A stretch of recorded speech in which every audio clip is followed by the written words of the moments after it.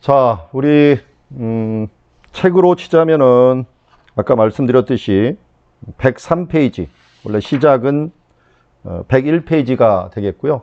103페이지 하시고 그 다음에 지도는 23페이지, 22페이지, 23페이지인데 오늘은 성경 구절을 보는 게 아니고 지도를, 여태까지 그렸던 지도를 같이 한번 리마인딩 하면서 그려보고요.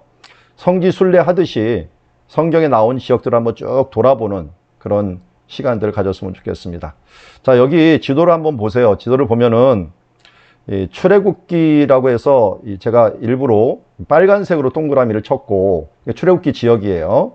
민수기 까만색으로 했고 신명기는 파란색으로 했어요.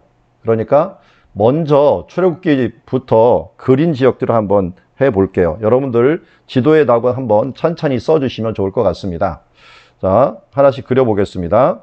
먼저 요 아래, 여러분 책에도 돼 있죠? 요 아래 이 라암셋 근처에 1번 빨간색으로 돼 있을 거예요. 여기에는 빨간 색깔이 돼 있죠? 예, 돼 있어요. 라암셋 있는 요 옆에다가 1장 11절, 출애굽기 1장 11절이라는 거예요. 국고성 이렇게 써주시면 되겠고요.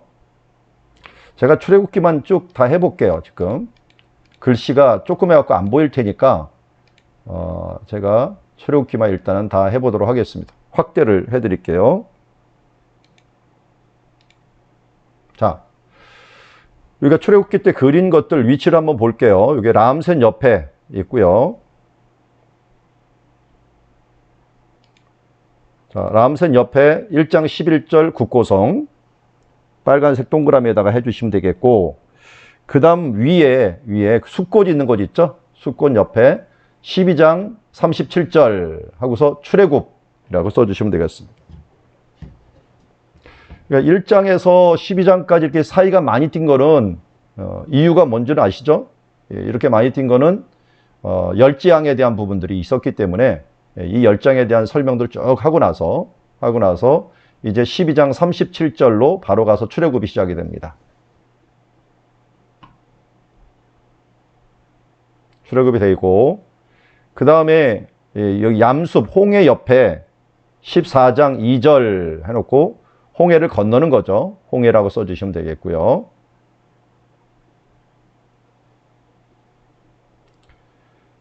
그리고 여기 마라 옆에 15장 22절 여호와 라파죠. 마라의 쓴 셈이 단물로 바뀌면서 여기서 나는 치료하는 여호와다 라고 말씀하신 것이 15장 22절 여호와 라파 이렇게 되어 있고요. 위에 신광야 써 있고 16장 1절에 보면 만나 이렇게 되어 있습니다. 16장 1절에 만나.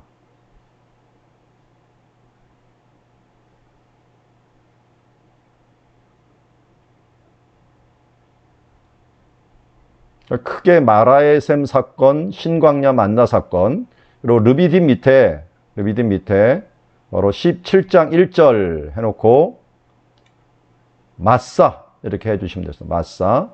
그리고 여기 두 가지 사건이 있었죠. 여호와 니시라고 하는 사건도 같이 있었습니다.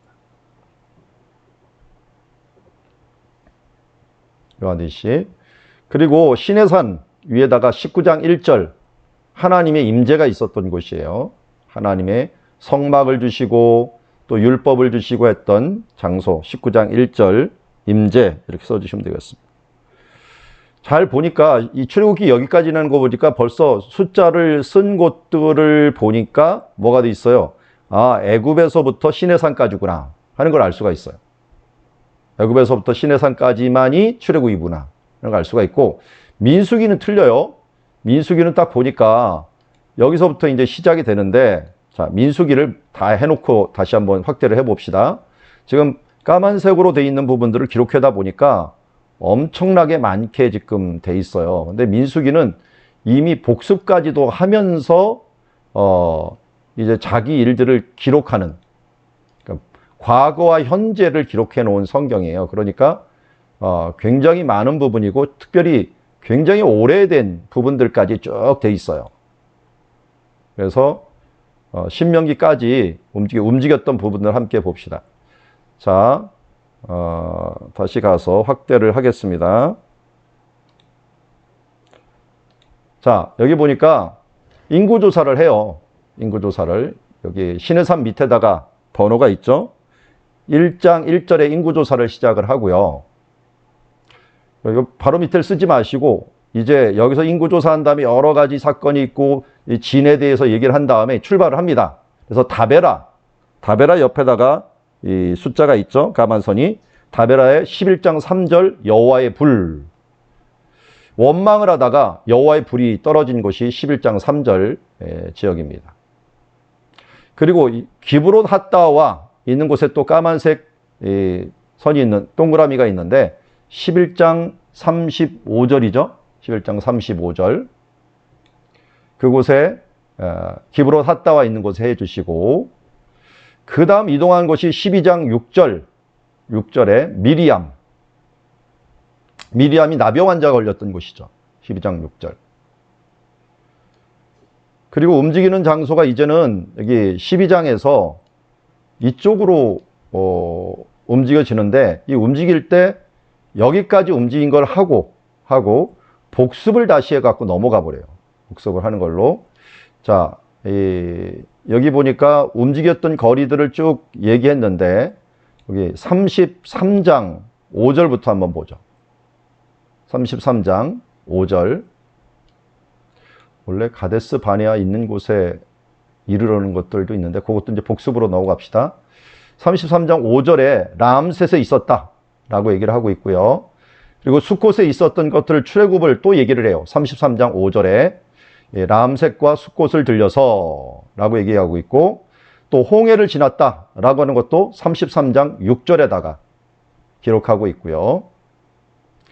그리고 마라의 샘 이야기도 다시 한번 민수기 33장 8절에서 언급을 합니다.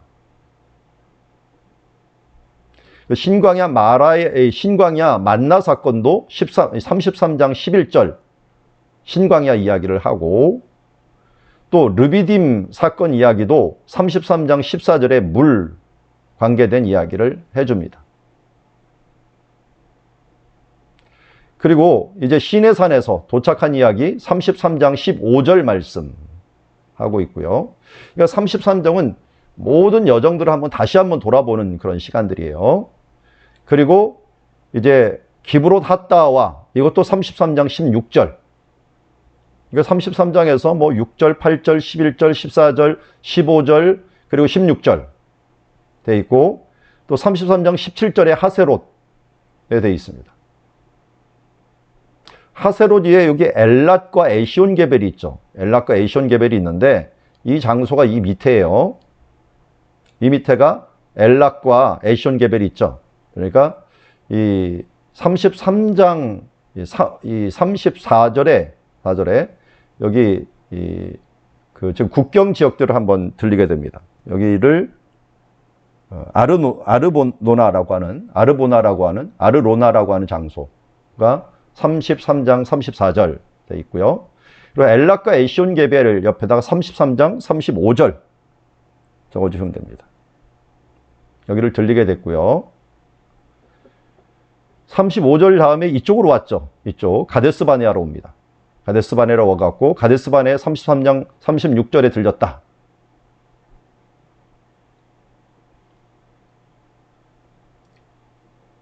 자, 그리고 호르산 옆에 33장 37절 아론이 죽죠. 여기서 아론이 죽는 1절까지 33장 37절 해고, 자, 그리고 이 위로 올라가서 호르마에서 가나안에 있었던 이쪽 아랏 왕과 대결하는 사건이 33장 41절에 되어 있습니다. 그리고 33장 42절에 분원을 거쳤다라고 얘기하고 있다. 분원을 거쳤다.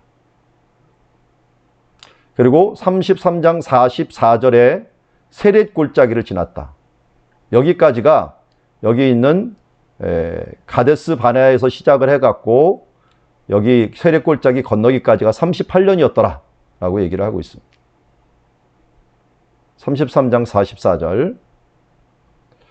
그리고 이 메드바 있는 이곳에서, 느보산 있는 곳에서, 이제 느보산 있는 곳에 도착한 장소, 33장 47절 얘기하고 있고요.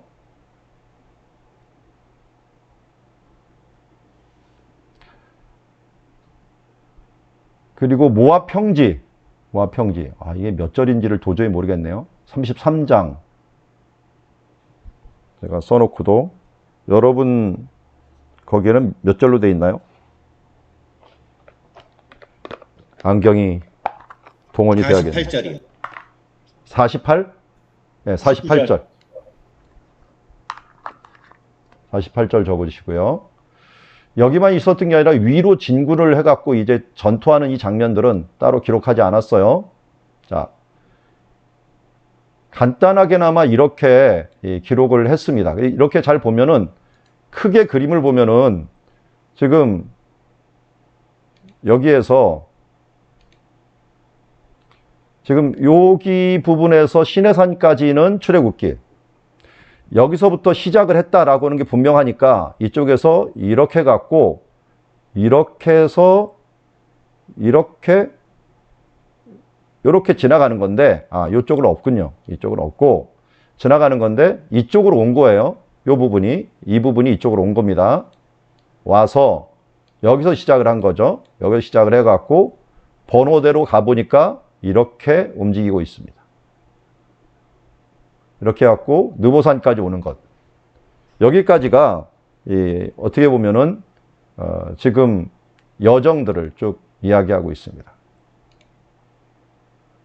이 부분은 지우고. 자, 이런 식으로 움직였다 하는 부분들을 보고 있고요. 이제는 지금 신명기로 이제 가보죠. 신명기는 조금 틀리다 그랬죠. 신명기는.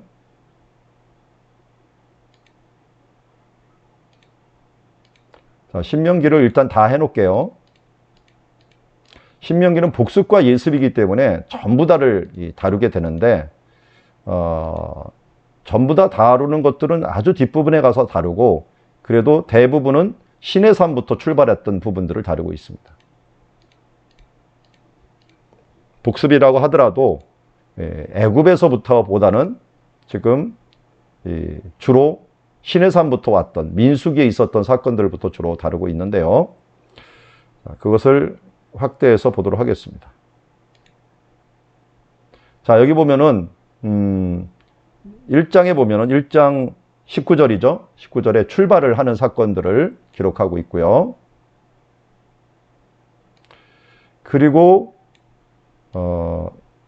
1장 19절에 정탐꾼을 보낸 것들을 가데스바네에서 해놨습니다. 가데스바네에서. 정탐꾼이 이제 헤브론을 갔다가 오고 나서 여기에서 머문 다음에 2장 1절에 홍해길을 갔다 라고 있고요. 그러니까 잘 보면은 복습이 왔다 갔다 합니다. 맨 처음에는. 그리고 2장에서도 홍해길 갔다가 2장 9절에 보면 롯의 자손들의 지역들을 건너지 않았다 라고 얘기하고 있고, 여긴 또 하나 같네요. 모압 평지에서 두 번째 율법을 말씀하셨다 라고 하는 1장 5절을 또한 기록하고 있어요. 그러니까 이걸 말한 다음에 갑자기 1장 5절을 얘기하고 1장 19절 출발 얘기하고 거기다가 홍해길 2장 1절 얘기하고 거기다가 세례골짜기 거쳤다고 2장 14절 얘기하고요. 그리고 난 다음에 2장에서 많은 일들을 얘기를 하는데, 이 2장 8절에 모압 광야길을 갔다라는 말, 2장 9절에 롯의 자손 이 지역들은 침범하지 않았다 라고 하는 것.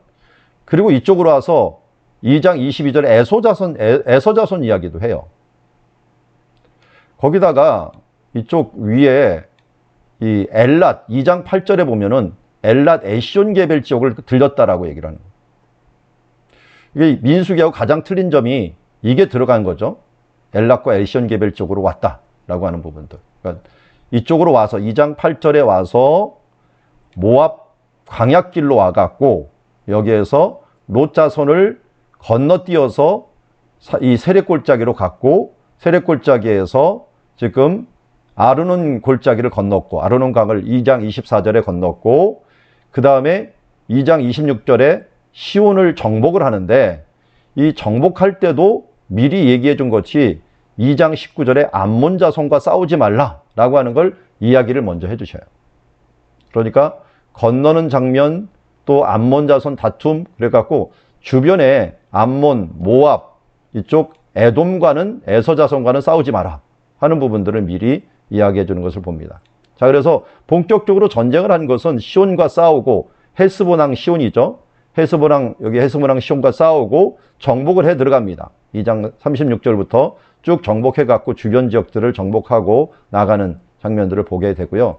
특별히 이제 3장으로 넘어가서는 에드레이에서 이 바산왕 옥 이쪽에 있는 골란 지역인데요. 이쪽에 바산왕 옥을 쳐부수는 사건들도 이야기합니다. 그리고 나서 우리 방금 전에 했던 부분이기 때문에요. 따로 할 부분은 없는데 다시 복습하듯이 시내산으로 가버려요. 가갖고 여기서 9장 22절에 너희들이 다베라에서 하나님을 경노하게 했다. 9장 22절. 그리고 기브롯 핫다와에서 22절 또 경노하게 했다라고 얘기하고 있고요. 9장 23절에서 거역한 이야기를 해주고 있습니다. 이렇게 와갖고 가데스 바네아까지 왔잖아요. 가데스 바네아까지 왔고 이제는 10장 호르산에서 아론의 죽음, 10장 6절에서 아론의 죽음을 얘기하고 있습니다. 그러니까 2장에서 한번 쭉 살핀 다음에 크게 다시 9장으로 돌아가갖고 9장에서 또 복습하는 식으로 민수기하고 사이클이 좀 비슷합니다. 이렇게 쭉 기록한 다음에 이제는 그 외의 것들은 다 이 지역들 건너가서 예습할 것들 얘기 많이 하죠. 예습을 얘기하는데 특별히 여기 에발산과 그리심산, 특별히 에발산에서 27장 4절에 보면 제단을 쌓으라는 말과 11장 29절에 축복과 저주를 그리심산과 에발산에서 하라는 말. 이거는 예습이면서도 정확하게 지명을 알려준 거는 여기밖에 없죠. 그리심산과 에발산, 그리고 에발산에서는 특별히 제단을 쌓고 이런 저주를 하라 라고 하는 걸 말씀을 했고요. 그리고 결국은 모세가 어디서 죽었습니까? 여기 느보산 비스가산 있는 곳에 34장 1절에 모세가 죽음으로 끝나게 됩니다. 좀 오가는 일들이 많은데 결국 여기에서 신명기 사이클을 보니까 이렇게 돼요. 맨 처음에는 신명기가 여기에서 기록되었다라는 걸 딱 말을 한 다음에 그들이 왔던 길들에 대한 것들을 정탐꾼 얘기부터 시작을 해갖고 행진하는 부분들이 여기서 1장에 출발한 것 그리고 1장에서 정탐한 것 좀 순서가 바뀌지만 2장 이야기가 굉장히 많죠. 2장 얘기만 볼까? 2장. 그래서 2장 이야기를 딱 보면서 점을 찍은 걸 보니까 이동 경로가 나오는 거예요. 이동 경로가. 이건 다 복습이에요. 2장은 복습이고 3장까지. 그래서 이렇게 움직여서 특별히 여기 2장에 또 왔다라고 하는 것들이 이렇게 왔다. 그리고 이렇게 움직이는 과정들을 이렇게 이야기하고 여기까지 가는 과정들을 얘기합니다. 그리고 여기에 모여갖고 말씀을 들었던 사건들을 기록하고 있죠. 그러니까 민수기하고 신명기하고 가장 큰 차이는 이 아래쪽으로 왔느냐 안 왔느냐 하는 부분들이 서로 틀리다라고 하는 거 지난번에 말씀을 드렸고요. 여기에서 복습하는 것들은 이 민수기가 여기서부터 복습을 한번 했다면 신명기는 여기서부터 민수기하고 복습을 해갖고 서로 겹치기 복습을 계속 할 수 있도록 해놨습니다. 그래서 민수기는 출애굽기를 복습하는 걸로 많이 하고요. 신명기는 민수기 복습을 다시 한번 하는 걸로 그렇게 해서 쭉 반복해서 고리처럼 엮어져 있다 하는 부분들을 그리고 나니까 보이는 부분들이 좀 있습니다. 자, 우리가 오늘은 성경 구절 안 찾으면서 이미 했던 것 복습이기 때문에 이런 식으로 좀 해놨고요. 이걸 이제 정리를 하니까 이런 식으로 한번 정리가 된다라고 하는 것들을 한번 볼 수가 있습니다. 자, 우리 한 번씩 읽어 주시겠습니까? 양동성 사모님께서 1번 좀 읽어 주시겠어요? 지금 제가 그리고 난 다음에 느꼈던 부분이니까 한번 읽어보십시다. 네. 108페이지. 출애굽기에서 몇 페이지라고요? 108. 예. 맞습니다. 네. 출애굽기에서 신명기까지의 배경은 서로 겹치는 부분이 많다. 그러므로 합성 지도와 함께 전에 그렸던 출애굽기, 민수기, 신명기 지도를 비교하면서 보도록 하자. 합성 지도에는 표현하지 못한 사건이 많기 때문이다. 상대적으로 출애굽기는 애굽에서 나와 시내산까지의 여정임을 분명히 보여준다. 그러나 민수기는 시내산부터 가나안 앞 모압 평지까지의 긴 여정을 보여주는 동시에 33장에서 출애굽기의 여정을 다시 언급함으로써 출애굽 여정을 복습하고 있다. 신명기는 민수기의 기록 여정과 비슷하나 출애굽기의 여정은 언급하지 않고 민수기 기록 후 앞으로 들어갈 가나안 땅에서 지킬 율법을 기록하였다. 새 성경은 쇠사슬 연결고리 같은 구조를 보인다. 출애굽기를 민수기가 연결하고 민수기를 신명기가 연결하면서 한 단계 앞으로 나아가는 구조를 가진다. 새 성경은 신앙의 선조를 바통을 이어받는 광야의 경주를 보여준다. 예. 방금 보았듯이 이렇게 하나가 있으면 이거를 또 한번 복습을 출애굽기에서 이렇게 하고 출애굽기의 복습을 민수기가 하고 민수기 복습을 신명기가 한다. 여기가 출이라고 한다면 민수기, 신명기 이런 식으로 복습의 고리를 계속 연결해 가면서 가는 모습을 보는데요. 저 이걸 보면서 딱 생각나는 게 있어요. 사도 바울 전도여행. 사도 바울 전도여행 꼭 이렇게 해요. 왜냐면 신방을 해요. 신방을. 했던 지역들을 신방을 하고 또 새로운 지역을 하고 신방하고 새로운 지역하고. 그러니까 1차 전도행 끝나고 2차 전도행에는 2차 전도행 신방하고 1차 전도행 거 신방하고 2차 전도행 개척하고 3차 전도행에는 좀 순서는 바뀌긴 했어도 이 3차 전도행 하고 나서 2차 전도행을 복습을 하고 이런 식으로 하고 나중에도 이 로마에서 잠시 사도 바울이 풀려난 다음에는 3차 전도행 지역들을 또 복습을 하고 로마로 또 갑니다. 이런 식으로 고리의 고리를 이어갖고 사역이 계속되는 걸 보면 참 하나님의 일들이 꼼꼼하게 점검하고 또 점검하고 하는 모습으로 계속 이어졌구나 하는 것들을 우리가 말씀을 통하여 볼 수가 있습니다. 자, 2번 우리 남명자 원사님 읽어주시겠어요?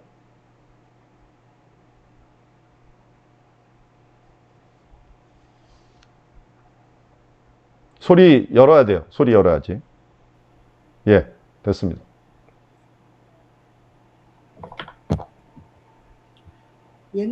연결고리가 되는 핵심 지역인 시내산 가데스 바나의 모압 평지 등에서 일어난 사건이 다수 겹치는 경향이 있다. 예를 들어 시내산을 출애굽기에서 십계명과 성막을 받은 곳이고 레위기에서는 율법을 받은 곳이다. 이어서 민수기에서는 인구조사와 이스라엘의 진영과 관련된 내용이 기록되었다. 가데스 바나에서 민수기에서는 정탐꾼을 보내는 사건과 하나님을 거역하는 일이 기록되었는데 이것이 신명기에서도 반복된다. 예. 자, 이것도 굉장히 중요한 요소 중에 하나인데요.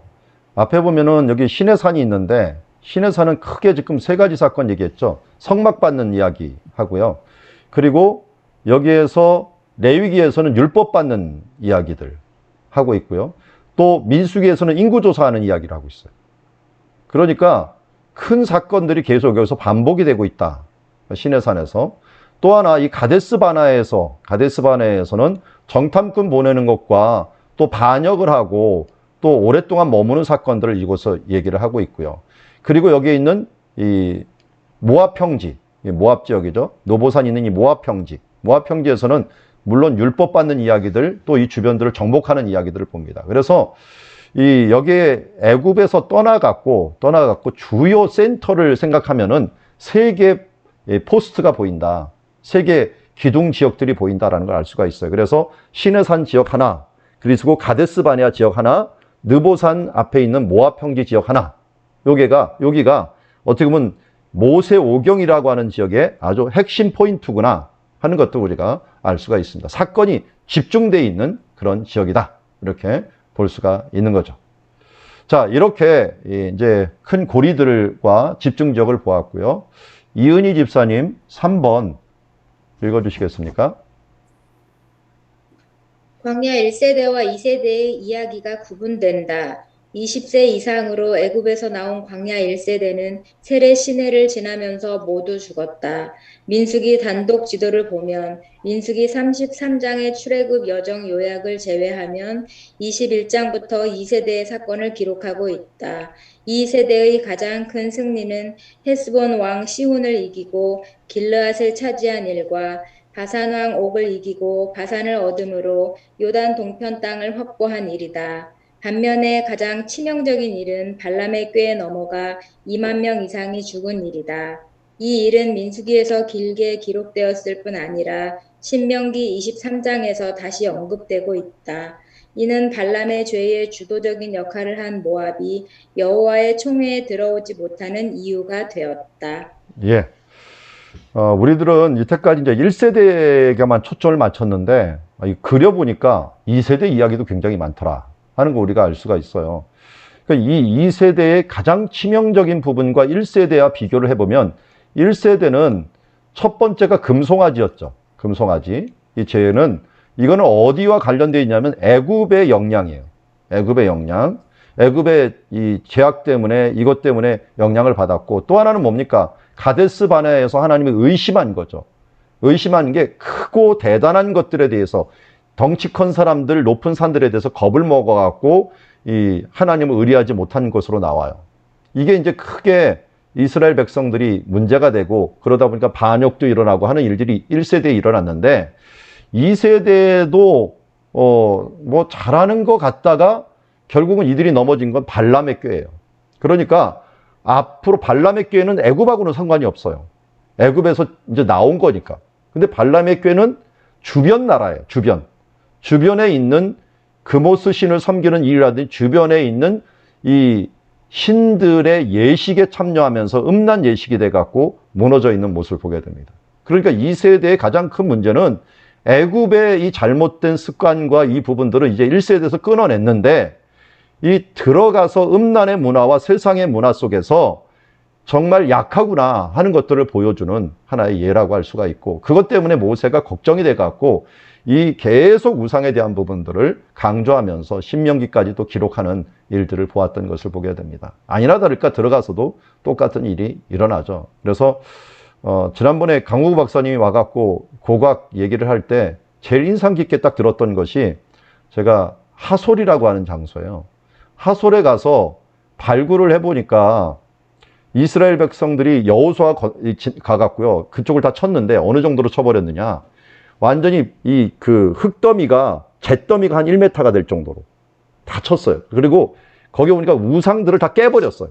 우상들을 깨버렸어요. 그런데 그 흙더미에다가 다시 사람이 솔로몬 시대부터 사람이 살아 이제 살고 그 다음에 아합 시대 때 살고 했는데 그 층에서 뭐가 나왔느냐. 옛날에 믿었던 신들의 그 우상이 위로 올라와 있대. 우상이. 그건 이 여호수아 때 다 부순 것을 그 다음 세대 또 지나고 가서는 3세대, 4세대, 5세대 가서는 다시 그 우상을 섬기고 있는 모습을 보겠다는 거예요. 그러니까 이게 고고학적으로 이게 증명이 되다 보니까 얼마나 인간이라고 하는 존재가 약한 존재인가 하는 것을 알고 날마다 이 개혁되지 아니하면 어느새 옛날에 자기가 부셨던 것을 쫓아가고, 우리가 그 성경 유다서에서 나오죠. 개가 자기가 토했던 것을 다시 먹는다. 저는 옛날에 어렸을 때 개가 자기 토한 거 먹는 걸 봤어요. 그리고 난 다음에 그 성경 말씀이 얼마나 정확하게 들어오든지, 이 사람들이 자기가 버렸던 것, 사울왕이 그랬잖아요. 사울왕이 자기가 쫓아냈던 신접한 여인한테 가갖고 자기 다시 한번 알려달라고 하는 이런 부분들을 보면서 이게 남의 일이 아니구나. 나도 모르게 다 버리고 예수를 쫓았다고 했는데 제자들이 나중에 오면은 권력적 싸움 하잖아요. 다 버리고 쫓았는 나중에는 누가 크냐 싸움을 하고 있는 이런 모습을 보면서 참 이 출애굽기의 이 경고가 여전히 지금까지도 유효하구나 하는 부분들을 한번 다시 보게 되었습니다. 자, 이렇게 뭐 간단하게나마 이 부분들을 보았고요. 자, 이제는 각 지역들 돌아가면서 한번 성지순례하는 시간 보도록 하겠습니다. 신명기 핫플레이스 이렇게 나오죠. 핫플레이스. 네 군데 지역 나왔어요. 헤스본, 느보산, 모압평지, 라빠 암몬. 그런데요. 자, 헤스본 먼저 가보도록 하겠습니다. 헤스본. 우리 신옥경 원사님, 잘못된 책량의 성 헤스본 한번 읽어주시겠습니까? 예, 열려 있습니다.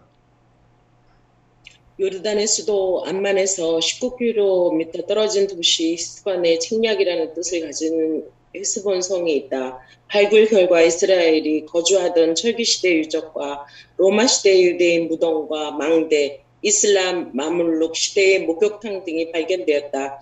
헤스본 성에 올라 주변을 바라보니 왕의 대륙을 지나는 교통의 유지인 베다 사방으로 기름진 평야를 품고 있어 길라 전체를 다스리는 왕도가 위치할 만한 도시라는 걸 확인할 수 있다. 헤스본은 성경에서 38곳이나 언급될 정도로 요단 동편의 중요한 성이다. 시편 136편 19절 21절은 아모리인의 왕 시혼을 죽이신 이에게 감사하라. 그 인자하심이 영원하미로다. 그들의 땅을 기업으로 주신 이에게 감사하라. 그 인자하심이 영원하미로다. 라고 노래한다. 이스라엘이 출애굽할 당시 헤스본 왕 시온의 길라 전체를 차지하고 모압 족속을 아르논 강 남쪽으로 몰아냈으며 암몬 족속을 동쪽으로 밀어냈다. 모세가 이끄는 이스라엘은 요단 동편에 들어서면서 형제 국가인 에돔이나 모압과 부딪히지 않으려 주요 도로인 왕의 대로를 돌아 길라 지역에 진입했다. 이스라엘의 목표는 요단 동편이 아니라 요단 서편인 가나안이었지만 가나안으로 가려면 시온의 영토를 지나야 했기에 헤스본 왕 시온에게 허락을 요청했다. 그러나 시온은 허락하지 않았을 뿐 아니라 이스라엘을 치러 나와 요단 동편에서 첫 전쟁을 일으켰다. 헤스본 왕 거기까지만 시온은 보시고 너무 많으니까 장정 집사님 그다음 뒤에 읽어주시겠어요?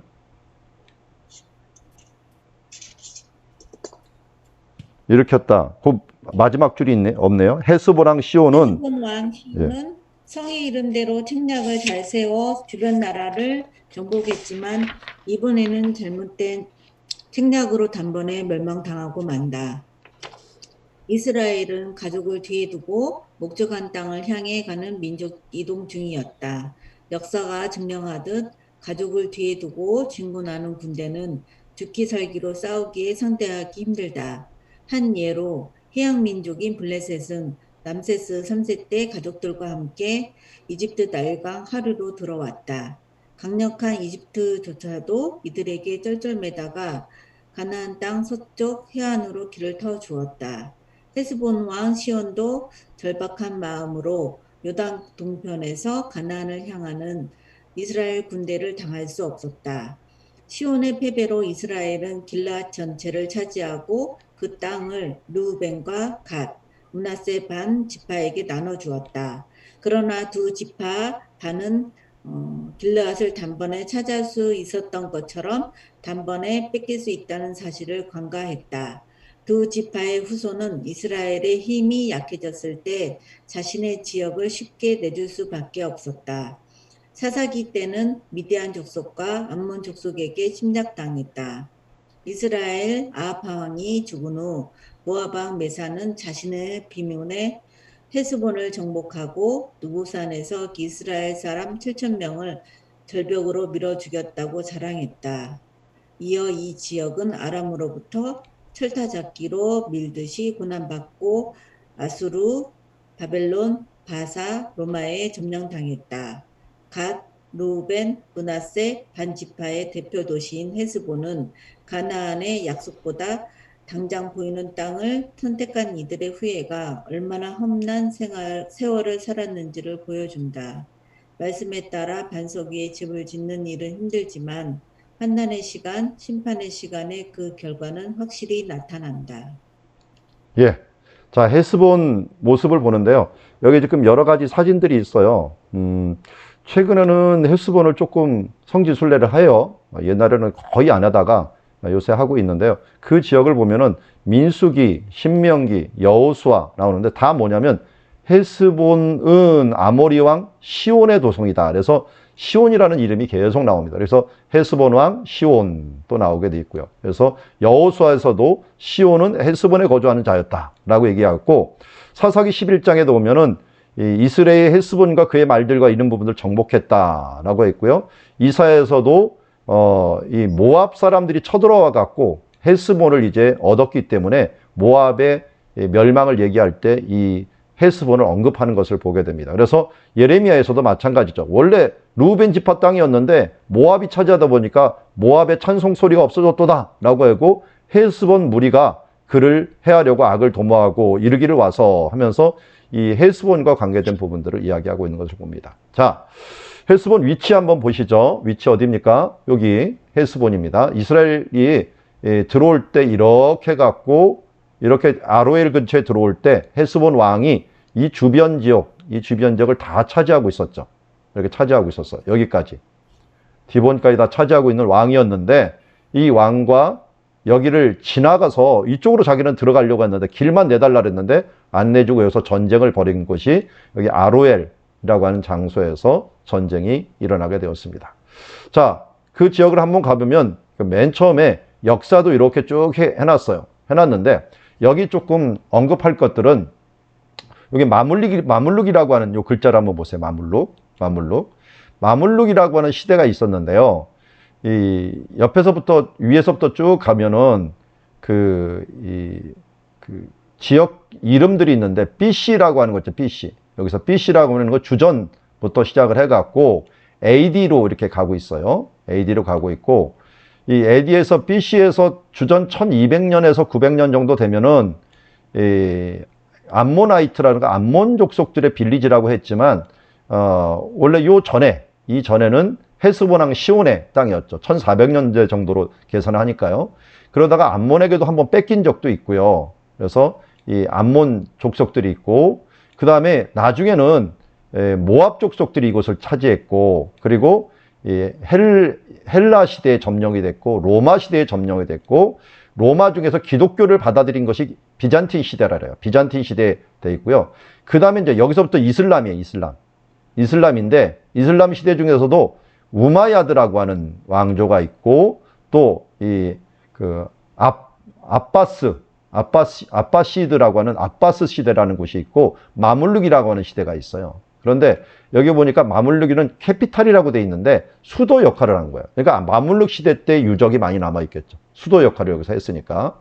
근데 이 주변은 이제 모압 사람들에게 뺏기고 헬라 사람들에게 했고 해갖고 요 전까지만 이스라엘이고요. 1200년경부터 특별히 이 1200년경이 누구냐면 모압 왕 메사예요. 메사 때부터는 거의 다 뺏긴 거나 마찬가지예요. 그 전까지는 이 이스라엘 백성들이 헤스본 왕 시온에게 차지했던 거죠. 자, 그런 역사들을 보고요. 여기 멀리 퍼진 곳이 이게 이제는 길르앗 지역의 평지예요. 그리고 여기만 톡 튀어나와 있죠. 톡 튀어나와요. 그러다 보니까 이 지역이 다른 곳에 비해서 요새 역할을 할 수밖에 없어요.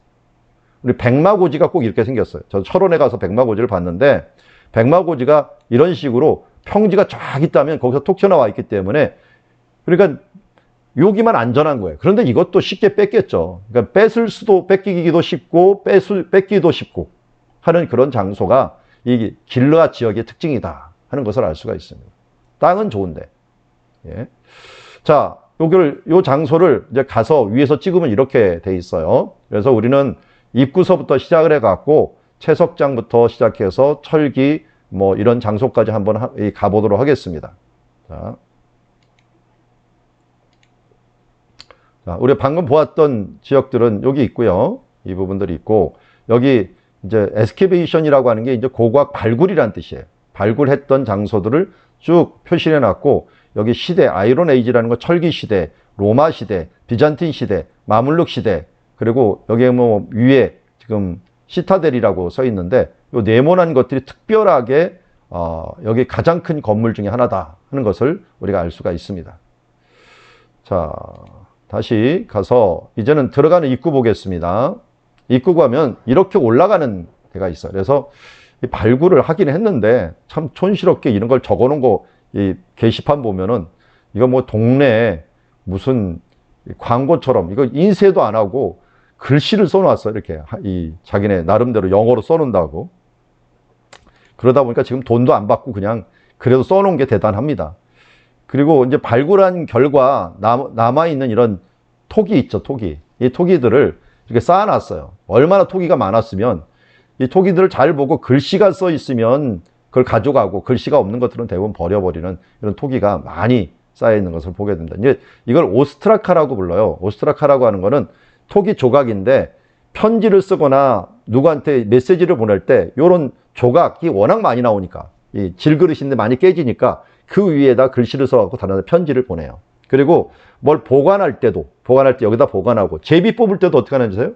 제비 뽑을 때도 거기다 이름을 쓰는 거예요. 그리고 이름을 써갖고 이게 앞으로 뒤집어지고 뒤로 뒤집고 하는 거하고 제비를 뽑아요. 이렇게 던져갖고 그래서 제비를 우리는 뽑는다 그러잖아요. 근데 성경은 제비를 던진다 그래요.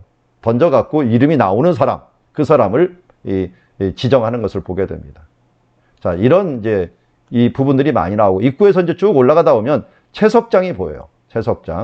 채석장인데 이 채석장이 결국 뭐냐 봤더니 이렇게 무덤들이 돼 있는 곳이 있고요.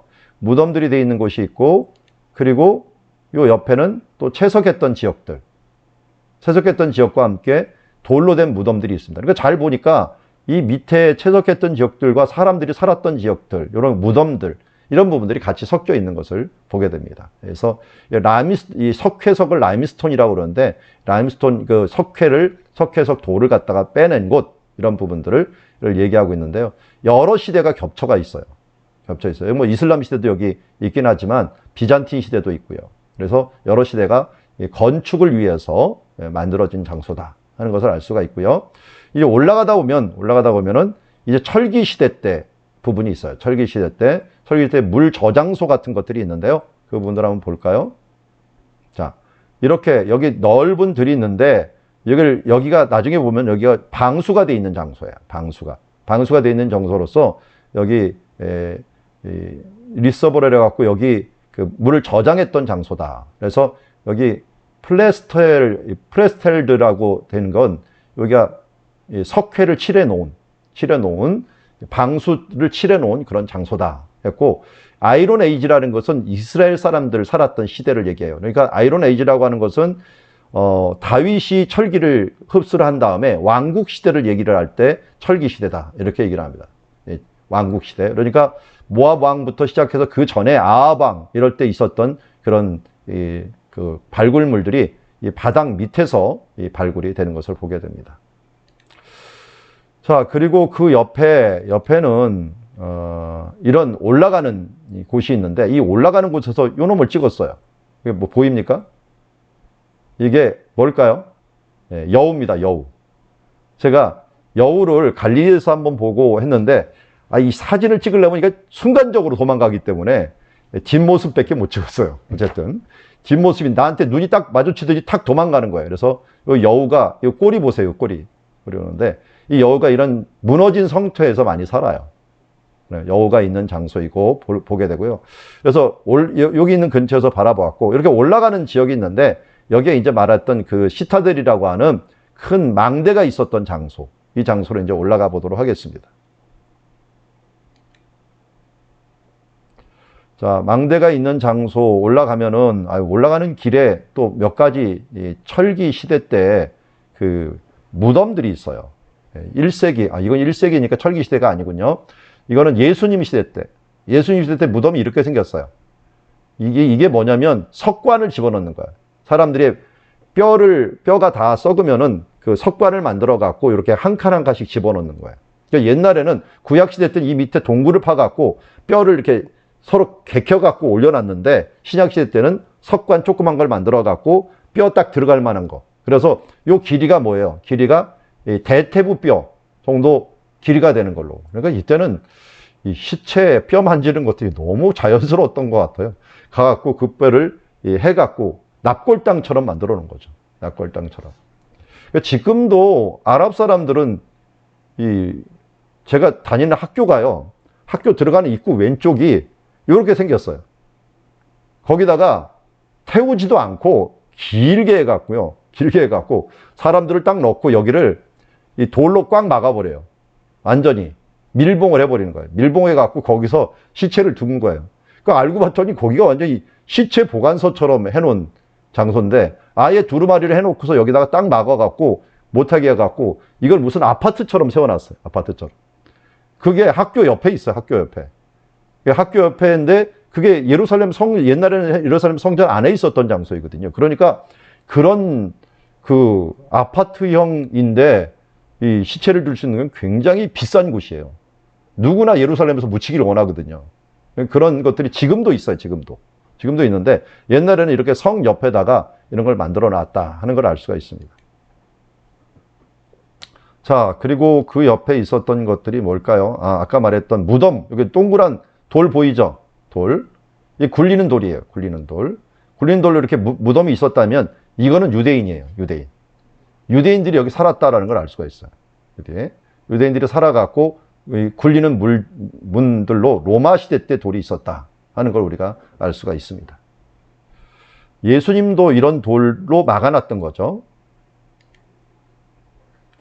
자, 그리고 올라가면은 이제 있는 장소, 가장 멋있는 곳이 뭐 당연히 마물룩 시대 때로 이제 추정을 하는데 마물룩 시대 관저가 있었던, 그러니까 여기가 수도였으니까 중간에 수도였으니까 여기 거버널스 레지던스라고 서 있잖아요. 그러니까 마물룩 시대 아까 말씀드렸죠. 이 회교 시대 때 있는 거 제일 멋있는 장소예요. 그러니까 멀리를 보라면 좀 멋있는 그런 풍경들을 다 볼 수가 있는 장소입니다. 자, 그리고 그 옆에 또 여러 시설들이 있어요.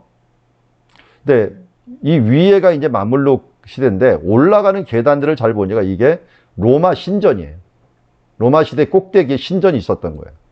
신전이. 그래서 로마 시대 신전은 이렇게 돌로 올라가는 계단들이 가지런히 있으면 대부분 로마 시대 신전들이 올라가는 곳에 있었다 하는 걸 알 수 있습니다. 그래서 로마 시대 때 신전도 있었고, 그 다음에 이제 로마 시대 중에서도 후반기라고 할 수 있는 기독교 시대, 이때 교회가 있었던 흔적이에요. 이 앞에가 교회 앞부분이에요. 동쪽이 앞부분이고, 여기가 십자가 모양으로 돼 있어요. 십자가 모양으로 딱 돼 있는 곳이고, 또 우물이 있어갖고, 이 물을 갖다 여기 넣어갖고, 이 몸을 씻는 곳, 몸을 씻고 들어가는 곳. 지금도 천주교 여러분들 가보시면 다 있는데, 손 씻는 곳이 있어요, 반드시. 손 씻는 곳이 있는데, 여기에도 손 씻는 곳, 그리고 여기는 특별히 교회가 있으면 이 세례터가 있어야 돼요. 세례터. 그런데 세례터가 점점 조그매졌어요. 이게 조그매지는 게 뭐냐면 유아 세례터.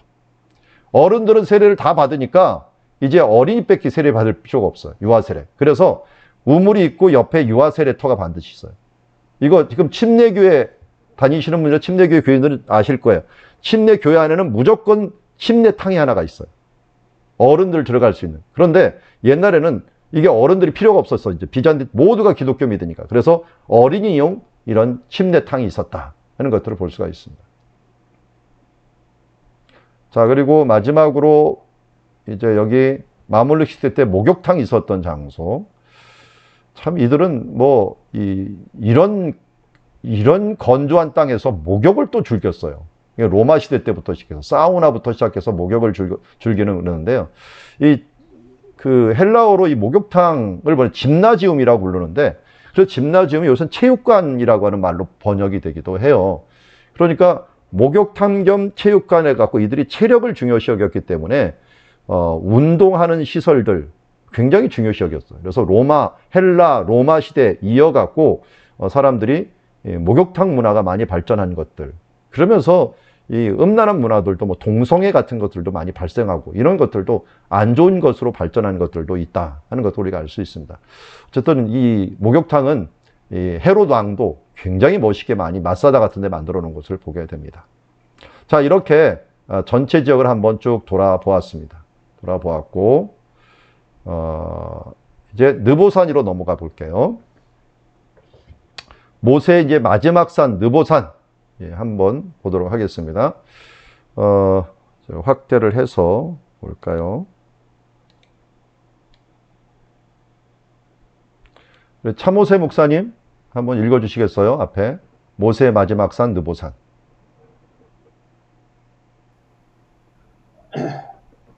느보산은 성경의 여리고 맞은편 비스가산과 동일한 장소이며 히브리어로 비스가란 꼭대기라는 뜻이다. 느보산 줄기 서쪽 끝에 위치한 산이 키르밧 알 무카야트로 비스가산이자 느보산으로 여겨진다. 최고 높이 해발 830m에서 느보산 수도원이 있는 790m까지의 느보산 능선은 세계의 봉우리를 만들어낸다. 느보산은 40년간의 광야 생활을 청산하고 가나안으로 들어가기 직전에 모세가 가나안 땅을 조망하며 숨을 거둔 곳이다. 느보산 입구에서 북쪽으로 깊은 골짜기에 샘이 있고 큰 나무가 있는데 그곳이 벳볼이라 추정된다. 모세가 묻혔다고 여겨지는 곳이다. 느보산 기념교회는 1933년부터 계속 발굴한 결과 철기 시대부터 비잔틴 시대까지 유적이 나왔으며 농사와 고기잡이 등이 그려져 있는 아름다운 모자이크 바닥이 발견되었다. 2000년까지는 지붕이 허술한 임시 건물 같은 교회였으나 2000년 교황 요한 바오로 2세가 방문한 후 정식 교회로 다시 세워졌다. 예. 그 다음은 김판진 집사님 이어서 좀 읽어주시겠습니까? 그 다음 페이지. 상자리에 모세의 놋뱀을 기념하여 거대한 조각을 만들어 놓았다. 느보산 모세기념교회 앞 전망대에서 바라보면 멀리 여매와 여리고 지역이 눈에 들어온다. 날이 맑은 날은 그 시야가 더 넓어져서 예루살렘의 감난선 지역까지도 식별이 가능하다.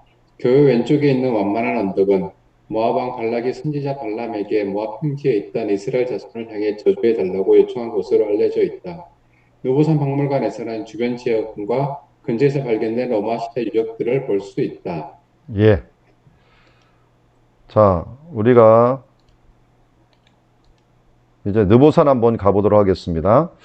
느보산은 민수기, 신명기, 이사야 이런 부분들이 있는데 나중에는 이 모압 사람들이 이 느보산을 차지하면서 모압은 느보와 메드바를 위하여 통곡하도다 하면서 자기 지역들에 대한 것들을 바로 모압이 느보산을 차지했다라는 걸 알려주고 있어요. 자, 우리 느보산 위치 한번 볼까요? 아까 헬스본 위치 여기 보았죠? 그 아래 느보산 위치입니다.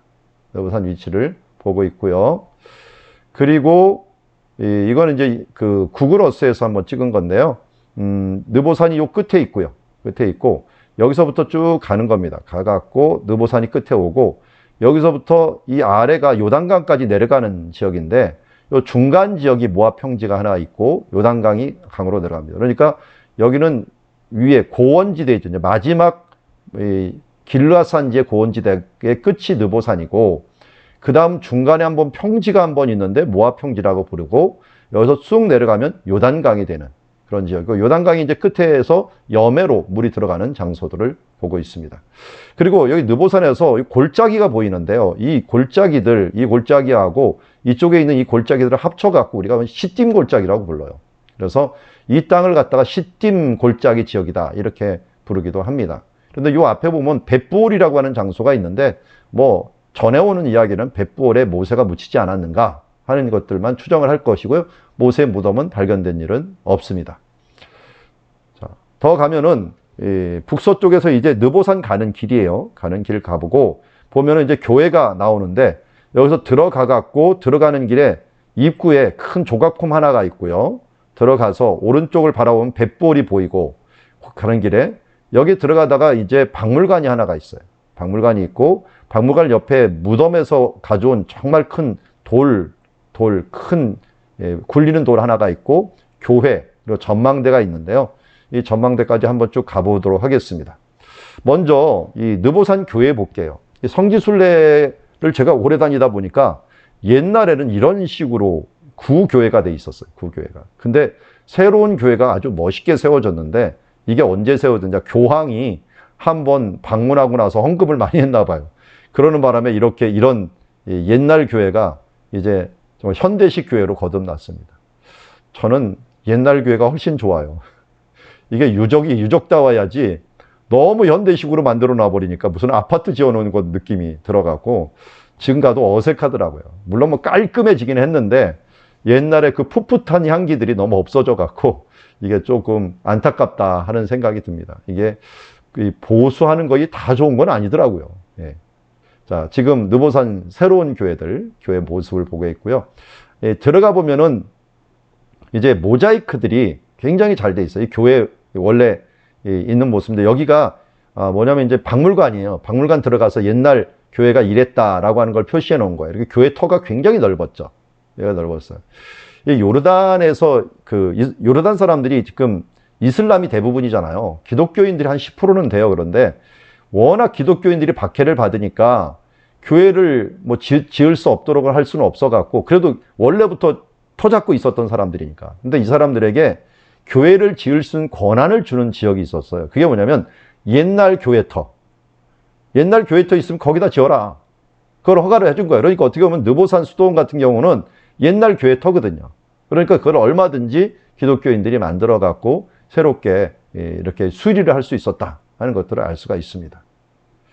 자, 들어가는 입구 볼게요. 들어가는 입구에 이 교황 바오로 몇 세 1세인가 그 사람이 이 방문한 거 2000년에 주빌리라고 했는데요.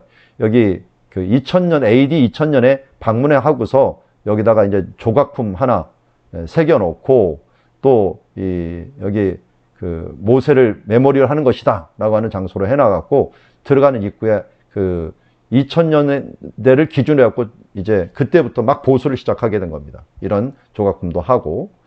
그리고 여기서 들어가갖고 오른쪽을 딱 쳐다보면은 이렇게 큰 돌이 있어요. 이건 정말 기념비적인 그 무덤문이죠.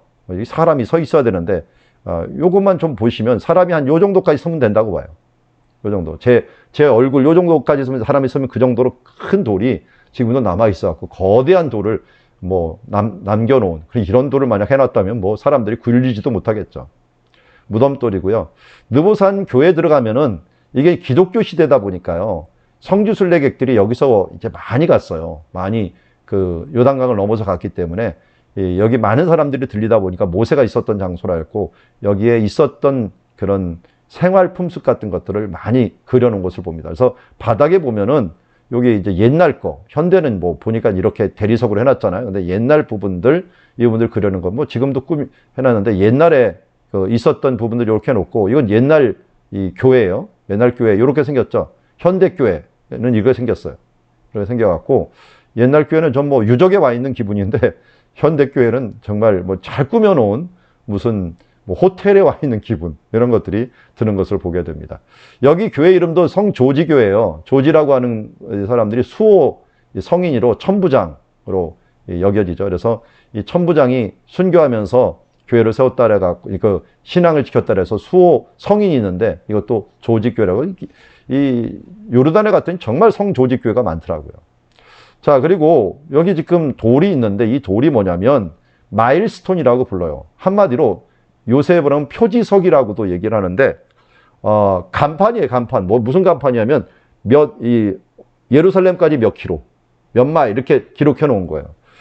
야, 이게 2000년 전이에요. 여러분, 2000년 전에 그 거리를 여기다가 앞으로 여기 어느 방향으로 몇 킬로 가면 뭐가 나온다라는 걸 기록해 놓을 정도니까, 로마의 이 길 문화가 얼마나 발달되어 있는지 알죠. 그래서 우리나라는 상상을 못하는 이런 문화들을 이들이 만들어 놨어요. 그래서 모든 길은 로마로 통한다 그러는데요. 이 로마가 그냥 만들어 놓은 게 아니라 길을 정말 철저하게 여행객들 위해서도 만들어 놓고 이 마일스톤이라는 것이 예수님 시대 때도 있어 갖고 이게 그냥 방향만 정해준 게 아니라 이 거리까지도 얘기하고 가는 장소가 어디다라는 것들을 다 여기다 기록해 놓은 것을 보게 됩니다. 이게 이제 워낙 많은 지역에 해놨기 때문에요. 발굴이 어마어마하게 돼요. 지역들에. 자, 그리고 여기에서는 특별히 한 조각가가 만들어 놓은 여기 모세, 여기 뱀 머리입니다. 뱀 머리. 노뱀. 노뱀 중에서 제일 멋있는 조각품이라고 할 수가 있죠. 조각품이 이렇게 해놨습니다. 이건 옛날 거 제가 사진 찍은 거고, 최근에 가서 사진 찍은 거예요. 옛날 거는 돌이 이렇게 돼 있고, 최근에 거는 이렇게 정리가 딱 돼 있다 하는 것들을 봅니다. 자, 느보산에서 쳐다보면 가나안이 보여요.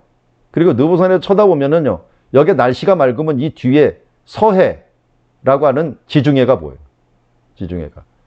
여기가 한 800m, 900m 된다면 이쪽은 700 정도밖에 안 되거든요. 700, 800밖에 안 되니까 넘어서가 보이게 되는 겁니다.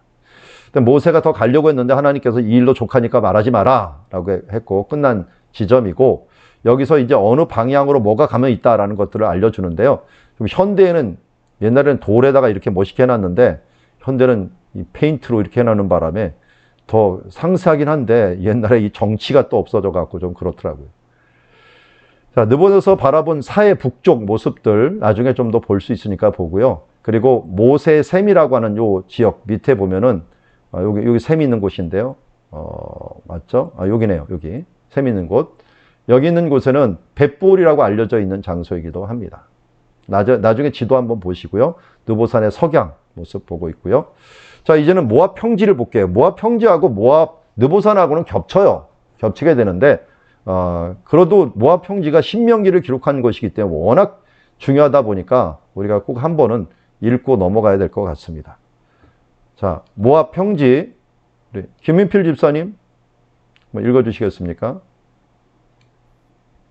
이스라엘의 도깨비도로 모압 평지, 민수기 마지막 절인 36장 13절에서 모세는 말씀을 받은 곳이 모압 평지라고 말한다. 신명기 1장 5절에서는 요단 저쪽 모압 땅으로 표현한다. 신명기에서 모압 평지는 느보산 바로 아래에 있다. 느보산에서 예루살렘까지는 46.5km로 날이 맑으면 느보산에서 예루살렘의 감람산 능선이 희미하게 보인다. 예루살렘과 느보산 사이에는 여매와 요단강이라는 장애물이 있는데 이 요단으로 내려가는 구불구불한 길이 보인다. 가파르게 오르다 중턱에 이르면 15km에 이르는 넓은 평지가 나타나는데 이곳이 바로 모압 평지다. 일반적으로 모압 평지 하면 모압에 속한 평지로 보기 쉽지만 정확히 말하면 모압으로 가는 평지라고 해야 한다. 모압이 이곳을 차지한 적이 그리 오래지 않기 때문이다. 느보산에서 모압 평지로 깊이 내려갔다가 다시 올라가는 지점은 사실 내려가는 경사지인데 또 올라가는 것 같은 착시 현상을 일으키는 도깨비도로다. 모압 평지는 가나안에서 보면 천혜의 요새다. 중간에 약간 들어간 평지이기에 요단강 쪽, 특히 여리고에서는 모압 평지에 머물던 이스라엘 백성의 숫자를 가늠하기 힘들었다. 보이지 않는 적을 상대해야 하는 여리고 사람들로선 더 두려움에 떨 수밖에 없었다. 이 지역은 출애굽 당시 헤스본 왕 시온이 차지하고 있었다. 이후 르우벤 지파가 차지했다가 이스라엘 왕 아합이 죽은 후 모압이 차지해 다스렸다. 이후 예수님 시대에는 갈릴리를 다스리던 헤롯 안티파스가 통제했다. 그리 넓지 않은 이 평지가 중요한 이유는 이스라엘이 가나안에 입성하기 전 한 달가량 이곳에 머물러 말씀을 받았던 곳이기 때문이다. 신명기는 영어로 디토노미로 계명을 명확히 밝히는 책이란 뜻이다. 원어로는 두 번째 율법이라는 뜻을 가지고 있다. 새로운 시대는 애굽에서 나와 홍해를 건너고 시내산에서 율법을 받은 후 가데스 바냐를 거쳐 홍해로 다시 남아한 후 북진하여 요단 동편 모압 평지까지 이른 역사를 되짚어가며 배우고 있다. 이 역사를 써내려온 1세대는 모두 광야에서 죽었다. 모세는 2세대에게 시내의 산에서 받은 율법을 다시 알려주어야 할 필요를 느꼈고 그 말씀이 신명기다. 예수님이 모압 평지 맞은편 유대 광야에서 시험 받으실 때 인용한 말씀은 대부분 신명기 말씀이었다. 예. 자, 모압 평지가 이제 어떤 역할을 했는가 하는 부분들을 보았고요. 자, 그 부분들을 사진으로 이제 몇 개 볼게요. 모압 평지는 이 지역입니다. 이 지역. 그 위에 느보산 옆에 아래 바로 모압 평지 지역이다. 그러니까 중턱이라고 할 수가 있죠. 여기 느보산이 이쪽에 있으면 요 중턱이 있는 이 부분 한 15km, 이 넓이가 한 15km 정도 되는 그런 지역이다라고 하는 걸 알 수가 있습니다. 자, 그리고 내려가는 길이 이렇게 내려가는 것 같지만 잘 보면은 요 평지가 도깨비 도로처럼 내려가는 게 아니라 올라가는 거예요. 올라가는데 더 많이 올라가는 지역이 있기 때문에 내려가는 것처럼 보이는데 잘 보면 올라가고 있는 도로. 이런 도로가 이제 도깨비 도로라고 얘기를 하죠. 그러니까 도깨비 도로를 가만히 있으면 분명히 내려가야 되는데 뒤로 가버려요. 이런 도로가 여기서 이 중턱이기 때문에 발생하는 이런 모습을 보게 됩니다. 모압 평지에서 비스가라고 하는 지역들이 어딘가, 이 벳볼이 어딘가 하는 좀 관건이 있는데 느보산이 있고 하여튼 그 아래가 모압 평지 지역이다 하는 것을 알 수가 있고요. 느보산에서 본 모압 평지와 요단 사이인데요. 여기 느보산 이 지역이고 요 아래가 바로 모압 평지고 멀리 이제 있는 이 파노라마처럼 보이는 이 부분이 요단강 지역, 이쪽에 사해 지역이 있게 되는 것을 보게 됩니다. 자, 조금 더 가까이 보면 이렇게 되죠. 여기가 사해가 있는 지역이고 여기 중턱 있는 이 부분이 모두 다 모압 평지 지역이다. 모압 평지 지역. 이렇게 넓은 평지에서 이쪽 부분이 요단 그 여리고 지역이 있어요. 여리고 지역이니까 여리고 지역들을 바라보고는 있었지만 여리고 사람들이 이곳을 쳐다볼 수는 없었기 때문에 이들이 불안하게 항상 두려움 가운데 쳐다보고 있었다. 근데 이스라엘 백성도 이 안에서 평안하게 있었죠. 이쪽에 뭐 보이지도 않고 여기서는 뭐 물도 내려오는 지역들도 있고 또 워낙 넓었기 때문에 200만이 머무는 데는 뭐 거의 문제가 없는 그런 지역이었다. 율법을 받기에 딱 좋았죠. 자, 그래서 우리가 이미 민수기에서 보았지만 발람이 저주를 할 때도 요 주변에서 저주를 했죠. 모압 평지를 가지고 보니까 23장 28절, 23장 14절, 22장 41절이었는데 여기서부터 오른쪽으로 이렇게 가면서 북쪽으로 가면서 3번이나 모압 평지를 바라보면서 저주를 하려고 했던 그런 장소가 여기서 나오는데 중간에 있는 이 중턱이 모압 평지였다 하는 것을 보여주고 있습니다. 작년이죠. 작년 그 겨울에 막 그 코로나가 터지기 직전에 이제 갔다 오는데 느보산에 워낙 그 비바람이 많이 불어갖고 너무 바람이 불어갖고 그 사진을 겨우 찍고 왔는데 그 겨우 찍고 온 그 날 돌아서 갖고 올라가는데 사람들이 갑자기 무지개다 하는 바람에 봤더니 진짜 무지개가 찍혔어요. 여기가 사해가 있는 곳이고요. 요단강이 있는 데고 여기가 이제 예루살렘이 있는 곳이에요. 예루살렘이 있는 그 근처에서 무지개가 확 떠갖고 있는 모습을 보게 되는데 정말 멋있는 광경은 비바람이 일어날 때 일어나더라고요. 그러니까 환란 중에 하나님의 은혜가 있다라고 하는 것들, 하나님의 작품이 만들어진다 하는 것들을 보는 그런 시간이었습니다. 자, 그리고 모압 평지에서 바라볼 때 우리가 이미 보았지만 여기서 바라볼 때 이 지역들을 다 볼 수가 있었죠. 모세가 신명기에 다 바라볼 수 있었던 것들도 이 지역을 볼 수 있었다 하는 걸 알 수가 있습니다. 그래서 느보산에서 쳐다보면은 여기 있는 헬몬산 단에서부터 시작해서 소알까지 이쪽 지역을 다 볼 수 있었고 바라본 것들은 모두 하나님께 주셨다 하는 것들을 알 수가 있습니다. 자, 이제 마지막으로 랍바 암몬 우리 한번 쳐다볼까요? 랍바 암몬. 이제 암몬의 수도인데요. 수도 한번 보도록 하겠습니다. 양정열 장로님 한번 읽어주시겠어요? 암몬의 수도 랍바 암몬. 제가 확대하겠습니다. 암몬은 언급했듯이 길르앗과의 경계가 구분하기 어렵다. 다윗이 랍바 암몬을 정복했을 때 요압은 이곳을 물들의 성읍이라 칭했다. 물이 많이 나오는 야복강의 근원지이기 때문이다.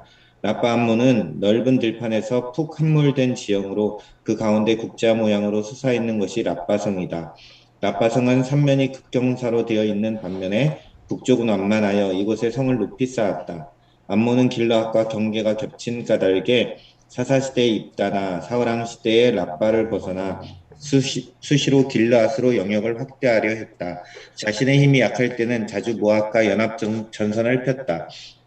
현재 출입구는 동쪽면에 있는데 입구에 들어서자마자 성의 이름이 암몬족의 랍바 암몬, 헬라와 로마의 빌라델비아, 아랍의 암만으로 바뀌었다는 표지석이 놓여 있다. 다사다난한 역사의 현장임을 알 수 있다. 출입구에 들어서서 가장 먼저 보이는 거대한 건물이 헬라클레스 신전이다.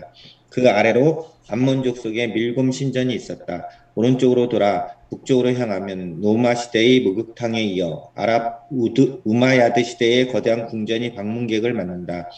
유일하게 아치형 입구가 있는 궁전은 그 크기가 당대에 몇 손가락에 꼽을 정도로 컸다. 궁전을 지나면 물을 담아두는 거대한 저수조가 나온다. 성 위에는 샘이 충분하지 않기에 물 저장고가 매우 크다. 최북단은 성의 가장 취약한 곳인 만큼 높이 쌓은 성벽의 흔적이 보인다. 다윗이 요압에게 명령하여 죽인 우리아가 이곳 전투에서 죽었을 것이다. 다시 돌아 남쪽 끝으로 오면 박물관이 나온다. 암몬성에서 발견된 소소한 유물을 볼 수 있다. 남쪽 끝에서 내려다보는 깊은 골짜기에는 잘 보존된 로마시대 극장과 로마시대 아고라인 포rum이 있다. 로마 도시는 현대 도시와 어우러져 동쪽으로 골짜기가 기울어져 있는데 이곳이 압곡강의 시작 지점이다. 암몬은 아브라함의 조카 롯의 후손으로 사사시대 왕국시대의 이스라엘을 자주 괴롭혔다. 다윗시대의 이스라엘에 정복당하여 속국처럼 지내다 솔로몬이 암몬 공주와 결혼하여 르호보암을 낳은 후론 우호적인 관계를 지속했다. 그러나 바벨론 포로기 이후 암몬은 꾸준히 이스라엘을 괴롭히는 입장에 섰다. 그 중심에 있던 것이 라빠 암몬성으로 현재는 요르단의 수도가 되었다. 예. 자, 암몬성 모습을 책에도 있지만 우리 좀 이 지도를 보면서 보겠습니다. 암몬이라고 하는 나라가 있고요. 이 모압과 암몬은 형제 국가라 그랬죠. 그 중에 라빠 암몬이라고 하는 것, 현대 암만이라고 부르는 지역이 옛날에 왕의 대로가 지났던 아주 중요한 지역이었고, 아까 말씀드렸던 이 야복강이 여기서부터 시작해갖고 이쪽으로 흘러내려왔어요. 그러니까 야복은 굉장히 먼 곳에서부터 온 거죠. 이렇게부터 와갖고 물이 많이 흘러갖고 물들의 성이라 이렇게 불렀다라고 말씀을 드렸습니다. 그래서 이 라빠성이라고도 부르고, 라빠라는 게 크다라는 거예요. 암몬의 큰 성이라는 것을 가지고 있어 라바라고 하는 말에서 와게 되었고, 신명기 여호수아부터 시작해서 사무엘 하에서 여기에서 이제 다윗과 대적하는 일들이 있었는데, 근데 나중에는 우리가 말씀드렸더니 르호보암이 누구 아들이냐면 암몬성 라빠 암몬의 공주의 아들이에요. 그러니까 그 뒤부터는 좋은 관계를 아무리 가졌겠죠. 그리고 예레미야부터 시작해서 이 심판의 대상 지역으로서 이 라빠성을 이야기하는 것을 보게 됩니다. 자, 우리 성지순례 하다 보면 이렇게 순례를 하게 되는데요. 들어가는 입구가 있어요. 입구가 있는데 입구에서 들어가자마자 아까 보았듯이 이쪽에 제가 다 해놓지는 않았는데 여기에 표지석이 있어갖고 이 성이 맨 처음에는 라빠 암몬성이었다, 또 빌라델비아였다, 지금은 암만이다 라고 하는 표현들을 하고 있고요. 올라가다가 이제 비잔틴 교회하고 이제 물 저장고, 그리고 우마야드 신전, 그리고 격전지, 이게 여기에 이제 우리아가 죽은 장소예요. 우리아가 죽은 장소. 그리고 윗성이 있고 박물관이 있고. 근데 이제 올라가는 길에 제일 큰 거는 여기 정상에 헤라클레스 신전이 있어요.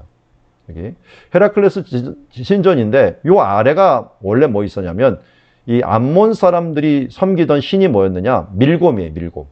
그러니까 밀곰 신전이 있었던 곳에다가 헬라 시대 신을 또 올려놓은 거죠. 지금도 마찬가지죠. 뭐 이슬람들이 예루살렘에 황금 도문이라는 걸 세웠지만 원래는 유대인들의 성전이었던 장소거든요. 그 위에다가 지금 그들의 것을 세우는 것처럼 여기도 똑같이 중요한 곳이니까, 꼭대기니까요. 어차피 제일 좋은 것을 세워놓고 헤라클레스 신전이 세워지게 되고요. 여기서 내려오다가 이쪽 면을 보면은 깊은 계곡이 나와요. 여기서부터 이제 물들이 내려가는 거예요. 내려가고 야복강을 이루게 되는데, 그러니까 이 근처에는 물들이 있다 보니까 로마인들이 아고라를 만들어 놓고 원형극장을 만들어 놓은 장소가 보이게 됩니다. 자, 그 부분들을 하나씩 이제 가보도록 하겠습니다. 자, 여기 먼저 아랫성 입구. 여기 입구에 들어가면 요 세 개가 딱 표시되어 있죠. 그래서 라빠 암몬, 그리고 필라델피아 암만. 그래서 필라델피아라는 곳은 데가볼리에 속해 있었다는 걸 알 수가 있어요. 데가볼리는 10개의 헬라어된 도시 중에 하나가 여기 암만까지도 거기에 포함되어 있었고, 암몬이라고 하는 오 발음이 아랍어에 없어요. 오 발음이. 말은 하는데 글자가 없어요. 그러다 보니까 몬이 만이 돼버린 거예요. 암만이 돼버린 거예요. 그리고 원래 암몬이 그대로 유지가 되었다. 요 아랫부분을 이야기하고 있고요. 자, 그리고 들어가는 길에 제일 큰 거니까 헤라클레스 신전 한번 볼까요? 헤라클레스 신전이 이렇게 세워져 있어요. 정말 최고 높은, 여기 사람 얼굴 모습 보면은 이게 어느 정도 높이다라는 걸 알 수가 있어요. 그리고 그 다음이 옆에 뭐 조각품 같은 거 한번 보세요. 아, 이거 참 로마 시대 때 이런 조각품을 만들어 놨으니 이 손가락이 손 쥐고 있는 게 이렇게 어마어마합니다. 이런 조각품과 함께 신전터 같은 것들이 만들어져 있고, 요 밑에가 뭐라고요? 밀곰신. 그러니까 발굴을 그 밑에를 해보니까 이 암몬 사람들이 신전을 했던 장소가 바로 헤라클레스 신전이었다 하는 것을 알 수가 있습니다. 자, 이렇게 해서 들어가다 보면은 비잔틴 교회가 있어요. 뭐 교회도 그 당시에는 좋은 곳에 위치하고 있었겠죠. 그래서 이렇게 앞에가 둥그렇게 이렇게 돼 있다. 그러면 대부분 교회입니다. 대부분 교회고, 교회 터가 있었던 건 지금은 뭐 많이 무너져 있었지만 이 비잔티는 교회가 있었던 장소라는 것을 알 수가 있습니다. 자, 그리고 여기에 이 성에서는 가장 중요한 게 물 저장소예요. 물 저장소. 이 시스턴이라고 하는 이 큰 저장소가 있는데 얼마나 깊은지, 이 밑에는 골짜기는 물이 있어도 산 위에는 없잖아요. 그러니까 여기에 뭐냐면 주변에 비가 오면은 모든 물들이 이쪽으로 들어갈 수 있도록 다 해가 장치해 놓고서 여기에 물들 가득 채워 갖고 전쟁을 준비하는 이런 장소 중에 하나가 시스턴이라고 하는 물 저장소가 있었고요. 여기 보면은 네모나게 돼 있는, 좀 위에서 보더라도 정말 뭐 정사각형으로 돼 있는 모습 보이죠. 예, 궁전이에요. 아까 말씀드렸던 우마야드 왕조라고 제가 말씀드렸어요. 헤스본에서도 우마야드 왕조께 굉장히 많이 나와 있는데, 여기도 우마야드 왕조 때 회교 사원을 만들어 놨는데, 굉장히 큰 회교 사원을 만들어 놨는데 입구가 이 정도 크기가 접대실이었어요. 접대실만 이렇게 큰 거예요. 그러니 나머지 이 장소들도 이 워낙 큰 장소고, 이때도 또 뭐 목욕탕을 만들어 놨네요. 목욕탕을 만들어 놓은 시설들도, 아주 큰 목욕탕 시설들도 발견이 되는 것을 보게 됩니다. 자, 그러고 보니까 이 위에서 보니까 이 규모를 보세요. 이 규모가 굉장히 큰 규모가 궁전, 그리고 모스크 뭐 이런 것들을 해 놓았던 모습을 보게 됩니다. 여기까지 큰 규모의 그 이슬람 시대 때의 모습이고요. 요 아래 요 부분이 아무래도 제일 취약한 지역이에요. 도로가 요 앞에까지 와 있는 걸 보면은 이 지역이 가장 취약한 지역이기 때문에 사람들이 여기다가 성벽을 가장 높이 쌓았어요. 높이 쌓았던 흔적이 나오죠. 그런데 그래도 이쪽이 제일 취약하다 보니까 이쪽으로 주로 공격을 했어요. 그러니까 분명히 요압 장군도 이 근처에다 딱 진을 치고서 여기로 공격을 했을 거예요. 가장 약한 데니까. 약한 데. 그래서 그때는 뭐 토담을 쌓기도 하고, 니네가 얼마나 버티나 했고, 둘러싸갖고 굶어 죽을 때까지 놔두기도 하고 해갖고 했는데, 그때 이 다윗이 우리아를 보내갖고 여기 전쟁에서 죽게 하라는 것들이 아마 여기였을 것이다.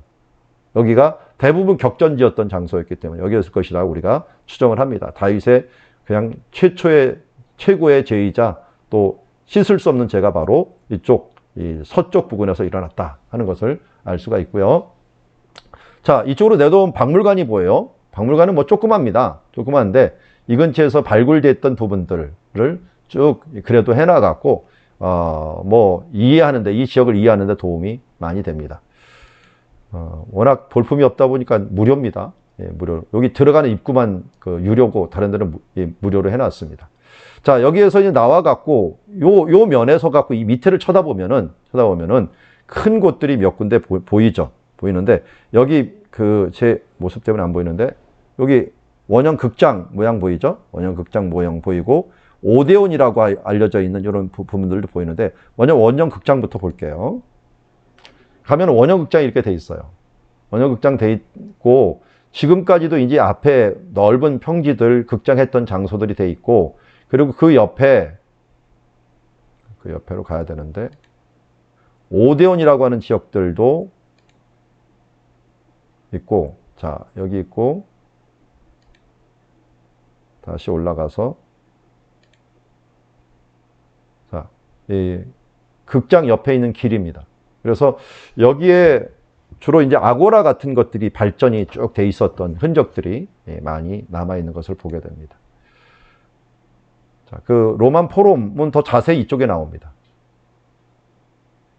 자, 여기가 오데온이었던 거. 오데온과 원형 극장이 있는데요. 오데온은 회의실이에요, 회의실. 그 사람들이, 무슨 공회 같은 것들이 모여갖고 하는 회의실이고, 이 극장은 모든 주민들이 다 오는 거예요. 그러니까 필라델피아 때는요, 의외로 사람은 많지 않았어요. 요만큼이 뭐냐? 시민들 중에 남자들이 들어갈 수 있는 규모예요. 그러니까 요 규모를 보면, 이 도시의 규모가 어떻게 됐는가. 뭐 에베소 여러분 가보시면 알겠지만 에베소는 26,000가량이에요. 근데 이때는 한 5,000 정도 되려나요?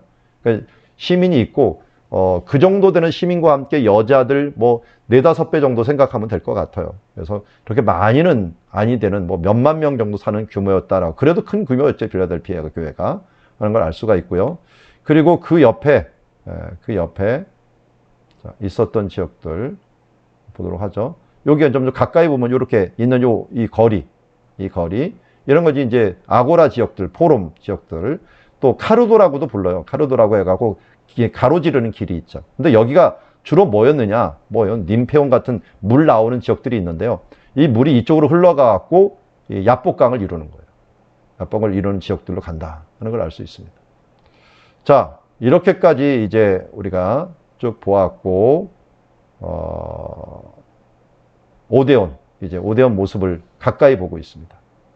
자, 여기까지 우리 한번 보고 마쳤습니다. 이제는, 신명기의 장소들까지 쭉 한번 보고 마쳤고요. 이제는 잠시 나누는 시간 가졌으면 좋겠습니다. 여기에, 구글 어스도 제가 준비를 했는데, 그분까지 할 시간은 없을 것 같아요.